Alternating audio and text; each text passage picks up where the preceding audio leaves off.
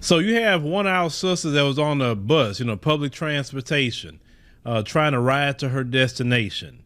And unfortunately, she did not make it to her destination because of a white supremacist got on the bus and ended up strangling this woman to her demise.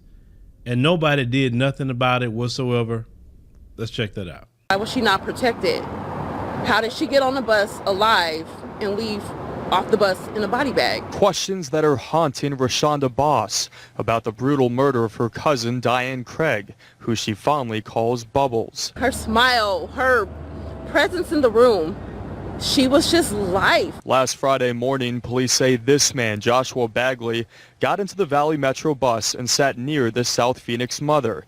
Investigators say surveillance video captured Bagley wrapping bag straps around Craig's neck and twisting it until she fell unconscious. She was pronounced dead at a nearby hospital. To Boss's knowledge, Bagley is a complete stranger to her cousin. Very evil, a monster, to say the least. I don't know him, but what he did was horrible. Bagley was facing charges stemming from a stolen car in Lake Havasu City.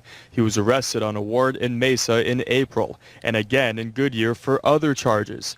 Released on May 3rd, 3 days before the alleged killing. Mohave County and Lake Havasu City police both pointing at each other about Bagley's release. There definitely needs to be accountability within the justice system. How was he able to be free when he wasn't supposed to? Bagley told investigators that he got into more than 100 fights in his last prison term. Now he's facing first-degree murder charges. Boss knows nothing can bring Bubbles back. She was just life. She lit everything up. You always knew Diane was there. And we're going to miss that.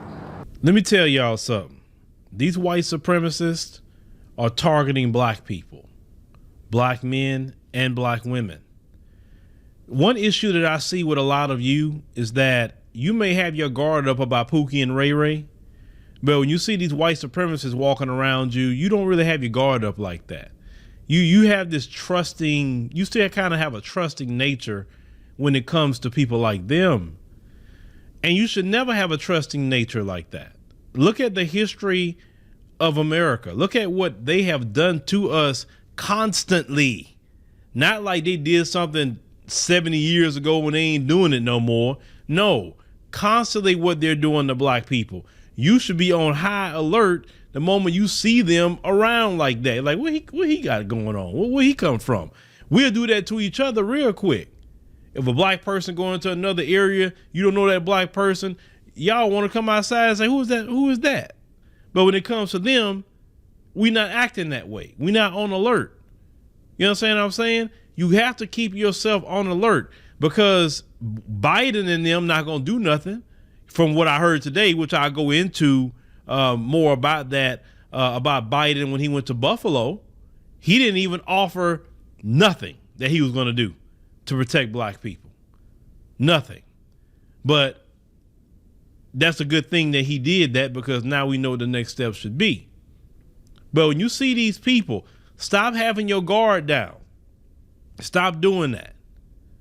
Have your guard on more alert when it comes to the white supremacists, especially what you just saw that happen in Buffalo. He targeted this woman and did this. And how did he do this? And nobody on the bus saw nothing. Nobody what's going on? What are you doing? Nobody see nothing. Come on now. This is ridiculous. This is completely ridiculous that this sister lost her life in this manner. But what I'm saying is we got to keep our eyes on the white supremacists at all times. Never let your guard down. Always keep your eye on them. You can't trust them. They have a documented history of doing things to us. They are the white supremacists. It's the last ones I'm going to trust. The last. He would have to be on the straight and narrow for 1,000 years for me to even halfway give him an inkling of trust. He can't make it out of one day.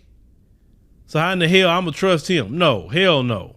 It is imperative for your life, black people, to keep an eye out on these white supremacists. They come in your neighborhoods. Keep an eye out. Who is that? where he come from. Why is he roaming around here like that? What is he doing? You got to do that, because you never know. They may be casing the place. But let me know in the comments what y'all think about this particular story. I hate this horrible story that happened to our sister, but we cannot let our guard down not 1 minute with this white supremacist roaming around.